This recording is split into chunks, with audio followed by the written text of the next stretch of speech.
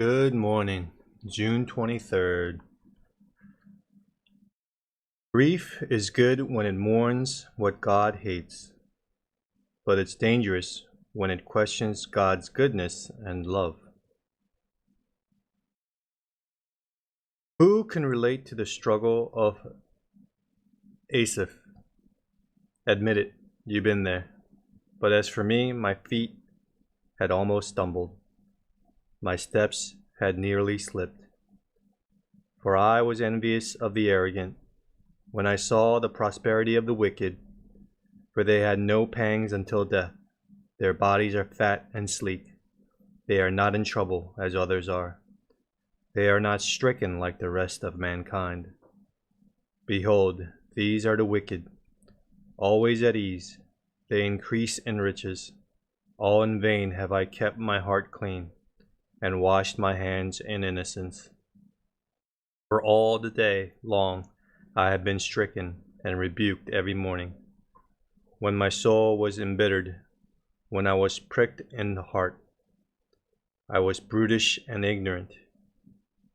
I was like a beast toward you. Asaph is mourning, all right, but it's all the wrong kind of mourning. He is filled with grief, but it is a dangerous, angry, and accusatory grief. I've been there. I've felt Asaph's feelings. I've said similar words. In a fallen world, you have no reason to grieve. You should mourn your struggle with sin. You should mourn the sorry, broken condition of the fallen world that is your home address. You should mourn corruption, injustice, poverty, pollution, and disease. It is right to mourn these things, but you had better guard your mourning. Your mourning is never neutral. You are either mourning with God, who weeps for the condition of the world he made, or you're mourning against God, questioning his goodness and wisdom and love. It's tempting to do this because you hit moments when the contrast between what you are facing as a child of God and what the person next to you, a person who ignores God, is facing is almost too much to take. It seems that the good guys are being hammered and the bad guys have it easy. In the face of this reality, Asaph essentially says, I've obeyed and this is what I get. It's an angry charge against the goodness of God. When you don't understand what's going on, run to God's goodness rather than questioning whether it exists. Say with Asaph, my flesh and my heart may fail, but God is the strength of my heart and my portion forever. For further study and encouragement, Psalm 74. Psalm 74.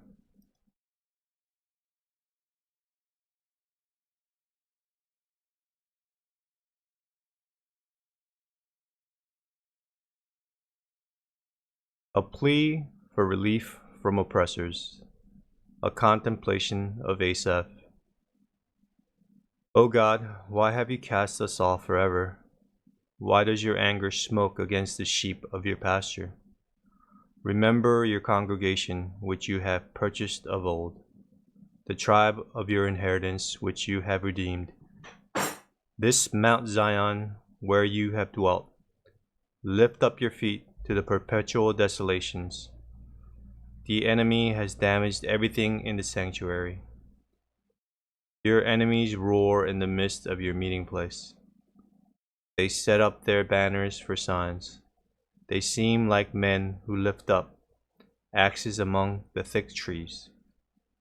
And now they break down its carved work all at once, with axes and hammers. They have set fire to your sanctuary. They have defiled the dwelling place of your name to the ground. They said in their hearts, let us destroy them altogether. They have burned up all the meeting places of God in the land. We do not see our signs. There is no longer any prophet, nor is there any among us who knows how long. O God, how long will the adversary reproach? Will the enemy blaspheme your name forever? Why do you withdraw your hand, even your right hand? Take it out of your bosom and destroy them.